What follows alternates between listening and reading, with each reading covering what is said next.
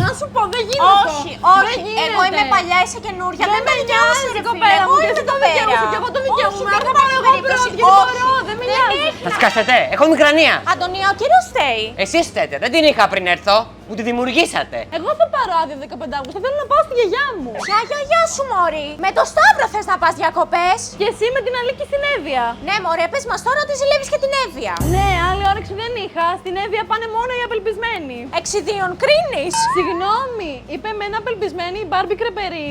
Καλά, δεν είχε και άδικο. Συγγνώμη, είπε εμένα, Μπαρμπί Κρεπερί το νιώ. Καλά, δεν είχε και άδικο. Κυρία Αντωνία, πάρτε θέση. Αντωνία, πάρε μέρος. Μήπως να πάρω δρόμο. Όχι. 15 Αύγουστο θα είμαστε κλειστά. Άρα μπορώ να πάω όλη υποχώρη. Ωραία, κι εγώ Εύβοια.